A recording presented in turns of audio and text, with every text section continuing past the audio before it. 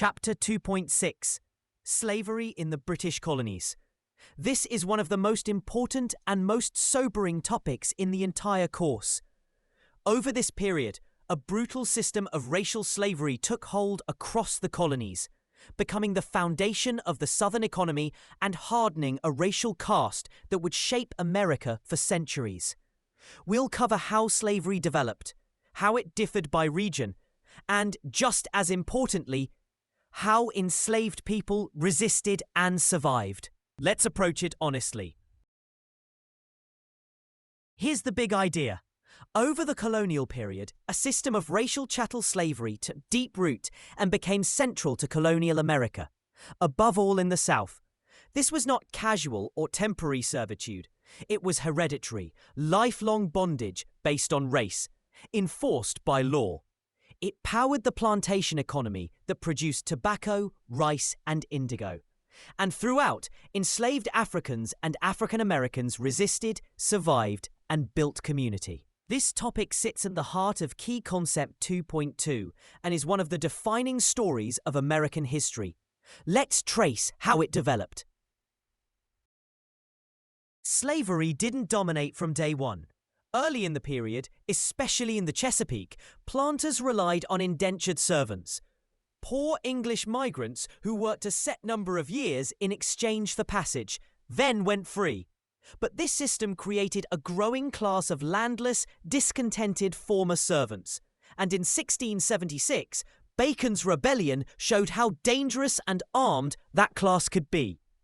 Combined with a declining supply of English servants, planters increasingly turned to enslaved Africans whose bondage was permanent, hereditary, and far easier to control.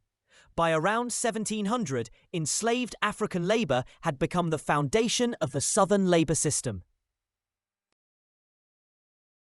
Let's define exactly what this system was, because the details matter. It was chattel slavery, meaning enslaved people were treated as property, bought, sold, and inherited like objects. It was hereditary.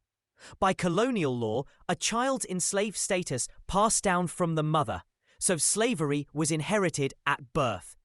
It was lifelong, with no built-in end and no path to freedom. And it was racial, defined by African descent, which fused slavery with race. Colonies wrote all of this into formal laws called slave codes, which stripped enslaved people of rights, barring them from owning property, gathering, learning to read, or moving freely, and made the system permanent. Owned, hereditary, lifelong, and racial. That's chattel slavery. Slavery was not the same everywhere. It varied sharply by region, which the exam loves to test. In the Chesapeake, enslaved people worked tobacco in gang labor and were a large minority whose numbers grew over time through natural increase. In the lower South, especially South Carolina, they worked rice and indigo under a brutal task system and were so numerous that they formed a black majority. In the northern colonies, there were far fewer enslaved people, working on small farms and in cities. But northern merchants and ports profited enormously from running the slave trade itself. Let's look at each region. First, the Chesapeake, Virginia and Maryland. Here, enslaved people labored on tobacco plantations under organized gang labor, working in groups under close supervision. They became a large and growing minority of the population.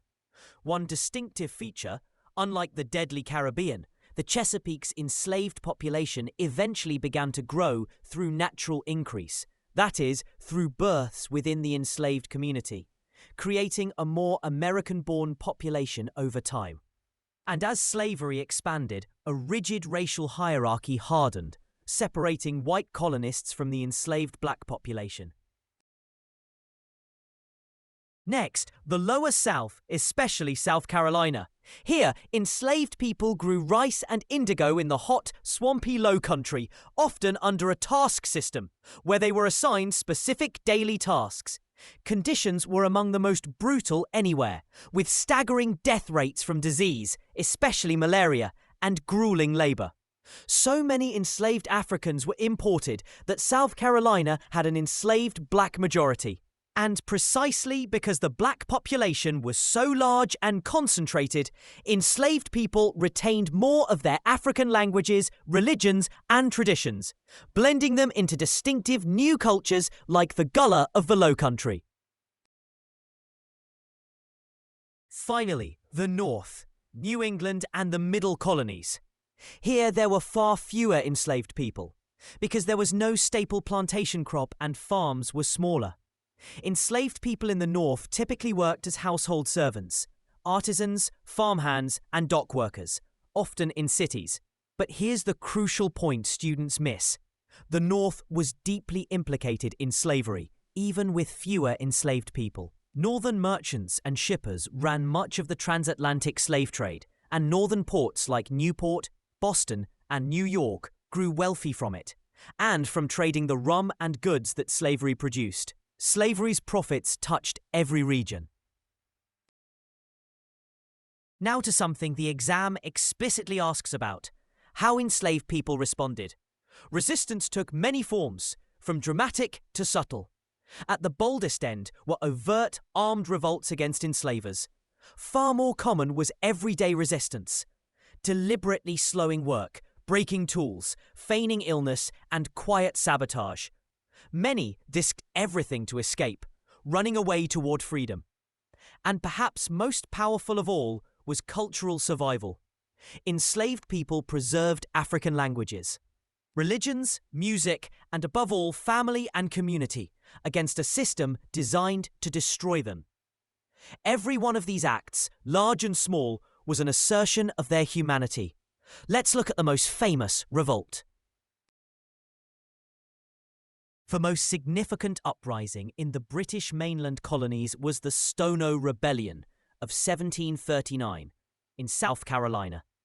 A group of enslaved people seized weapons, killed a number of colonists, and marched south, hoping to reach Spanish Florida, where Spain had promised freedom to enslaved people who fled the British colonies. The colonial militia caught and crushed the rebellion, and the aftermath shows the system's response to resistance.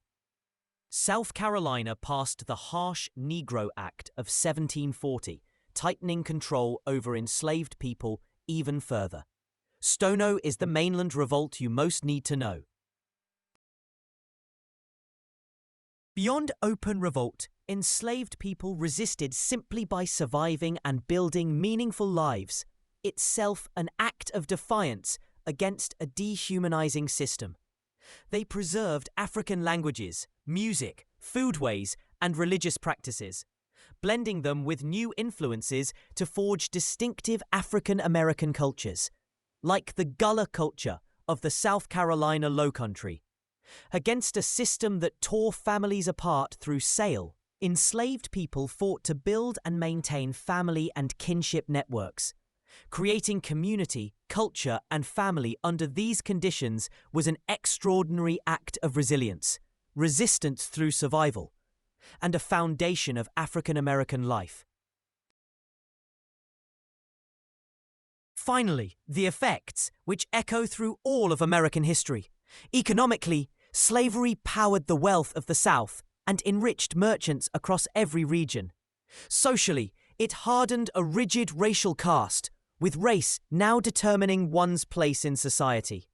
To justify the brutality, colonists deepened and systematized anti-black racism, an ideology with horrific staying power. It reshapes the colony's demographics, especially in the South.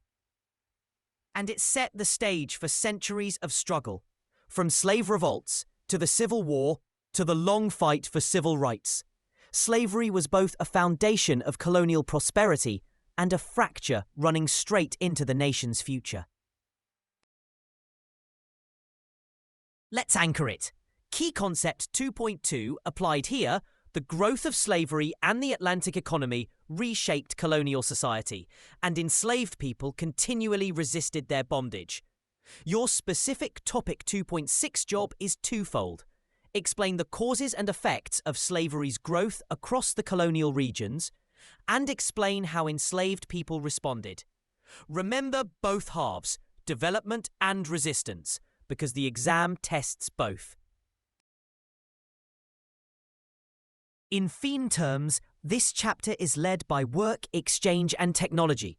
Slavery was brutally a labour system and social structures, as that labour system created a racial caste. You'll also see migration and settlement in the forced migration of enslaved Africans, American and regional culture in the new African-American cultures that emerged, and politics and power in the slave codes and the response to revolts. Lead with work, exchange and technology, and social structures. 2 skills to drill. First, causation. Be ready to explain both the causes of slavery's growth, like Bacon's Rebellion, and the demand for permanent labour, and its far-reaching effects on colonial society. Second, comparison. Practice comparing how slavery differed across the regions. Gang labour in the Chesapeake, the task system and black majority of the Lower South, and the smaller scale but trade-driven slavery of the North. Causation and comparison are your point winners here. Lock it in. Screenshot this slide. 1. Servants to slavery after 1676. Bacon's Rebellion helped push planters toward enslaved labour. 2. Chattel equals property, hereditary, lifelong and racial. The 4 marks of chattel slavery. 3. Stono, 1739, the largest mainland revolt, marching towards Spanish Florida. And 4. Resistance took many forms: revolt, running away, slowing down, and preserving culture and family. 4 hooks, and the chapter is yours. 60-second recap. 1. The colonies shifted from indentured servants to enslaved Africans, a shift accelerated by Bacon's Rebellion in 1676. 2. Chattel slavery made people property, hereditary, lifelong, and racial, enforced by slave codes. 3. Slavery differed by region: tobacco gang labour in the Chesapeake, rice task labour, and a black majority in South Carolina, and fewer enslaved people up north, though northern merchants ran the trade.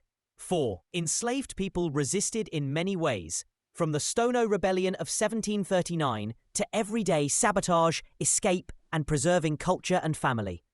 And 5. Slavery became central to the economy and hardened a racial caste with lasting consequences. That's Chapter 2.6. Next up, Chapter 2.7.